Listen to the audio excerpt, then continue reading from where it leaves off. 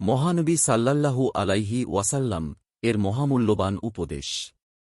আনাস রাদিয়াল্লাহু আনহু থেকে বর্ণিত, তিনি বলেন, একদিন মুয়াজ রাদিয়াল্লাহু আনহু মহানবী সাল্লাল্লাহু আলাইহি ওয়াসাল্লামের সাওয়ারির পেছনে বসা ছিলেন।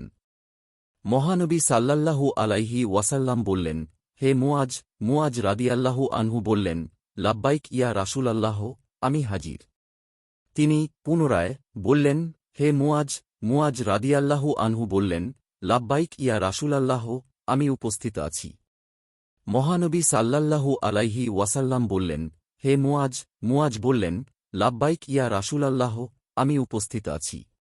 মহানবী সাল্লাল্লাহু আলাইহি ওয়াসাল্লাম এ কথা 3 বার বললেন।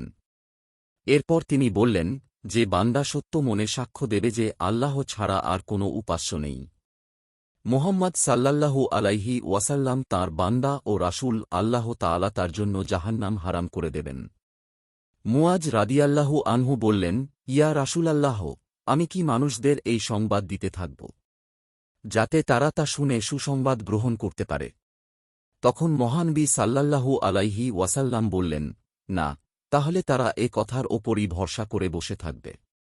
অবশেষে মুয়াজ রাদিয়াল্লাহু আনহু হাদিস গোপন রাখার পাপ থেকে বাঁচার জন্য তাঁর মৃত্যুর সময় এ হাদিস বর্ণনা করে গেছেন। শিক্ষা ও বিধান। 1. তাওহীদই মুক্তির মূল চাবিকাঠি।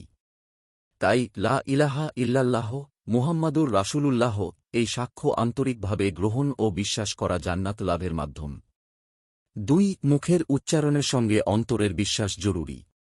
কেননা মহানবী সাল্লাল্লাহু আলাইহি ওয়াসাল্লাম বলেছেন, সত্য মনে সাক্ষ্য দেবে, অর্থাৎ শুধু মুখে বলা যথেষ্ট নয়, অন্তরে দৃঢ় ঈমান থাকতে হবে। 3. মহানবী সাল্লাল্লাহু আলাইহি ওয়াসাল্লামের প্রতি আনুগত্য ঈমানের অংশ। মহানবী সাল্লাল্লাহু আলাইহি ওয়াসাল্লাম আল্লাহর বান্দা ও রাসূল, এ কথা বিশ্বাস করা ছাড়া পূর্ণ ঈমান অর্জিত হয় না। 4. যে কোনো গুরুত্বপূর্ণ কথা বারবার বলা সুন্নত। কেননা মহানবী সাল্লাল্লাহু আলাইহি ওয়াসাল্লাম 3 বার হে মুয়াজ বলে সম্বোধন করেছেন। এতে বোঝা যায়, গুরুত্বপূর্ণ বিষয়ে মনোযোগ আকর্ষণের জন্য পুনরাবৃত্তি করা উত্তম। 5. সাহাবায়ে কেরামের আদব ও আনুগত্য।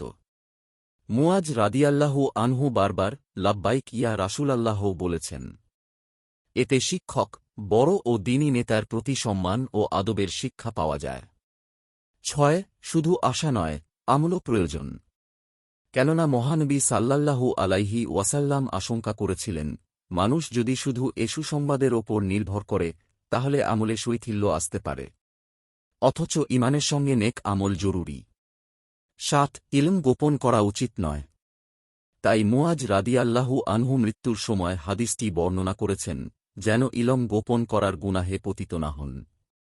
এতে দ্বীনী জ্ঞান প্রচারের গুরুত্ব বোঝা যায়।